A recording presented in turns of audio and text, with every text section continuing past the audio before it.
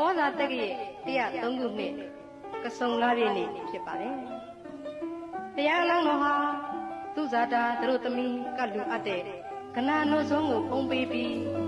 နေရန္ဒရာမြစ်ကမ်းရဲ့အင်းကြီးသားရတဲ့အင်ကြီးဦးရမှာနေ့အခါတန့်စင်နေထိုင်တော်မူပြီးညနေကျမ်းမှာတော့ဘောရီပင်ကိုကြွားမြန်းတော်မူလို့သုရိယမောင်စင်ရဲ့မျက်ရှိစုပ်ကိုအလှခံတော်မူပြီးဖျားမဖြစ်သမျှငါမထတော့အောင်လို့အဋိဋ္ဌံပြုလို့ထက်ဝဲဖွဲ့ခွေနေထိုင်တော်မူရာမှာယမတရားနတ်အများတို့ဟာဗုဒ္ဓဘုရားရှင်ထံဥခိုက်ရောက်ရှိနေကြတဲ့အချိန်ဖြစ်ပါတယ်။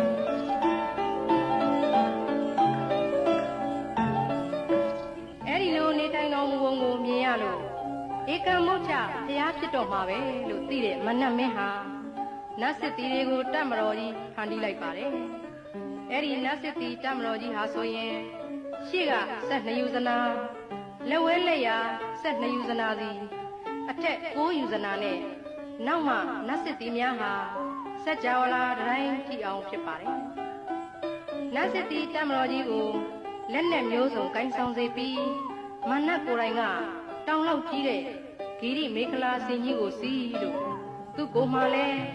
လက်ယုံမုံတစ်ထောင်ဖန်ဆင်းပြီးလက်နဲ့မျိုးစုံကင်ထားပါတယ်။မနတ်စစ်တီတွေရဲ့ကြွေးကြော်သံကြီးများဟာဆိုရင်ဟေးလာရတော့သိတ္တတာကိုဖမ်းရတော့သိတ္တတာကိုပြစ်ပြစ်လိုက်ကြကြပါလားမလီမောလားဟောလို့ပြစ်ကြသိတ္တတာကိုမကြောက်ကြလေတိုက်ကြ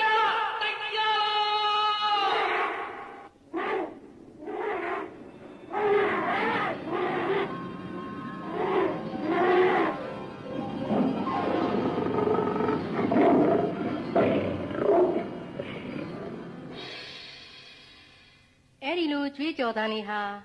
ယူဇနာ1000ကတောင်ကြားရပါတယ်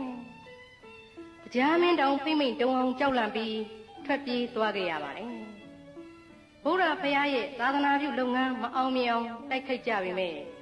မဟာဂယုဏတော်ရှင်မြတ်ဘုရားကတော့တပါးတဲ့နဲ့မတုံ့လှုပ်ပဲမေတ္တာတရားကိုသာပွားများပြီးနေတဲ့အခါမှာမနတ်ရဲ့စစ်လက်နဲ့တေဟာအရာမရောက်ပဲရှိနေပါတော့တယ်။မြတ်ဘုရားကမိမိရဲ့ကုသိုလ်ပါရမီကိုသာအကာအကွယ်ပြုလို့မနတ်ကိုခုလိုညွှတ်ဆိုပါတယ်။မနတ်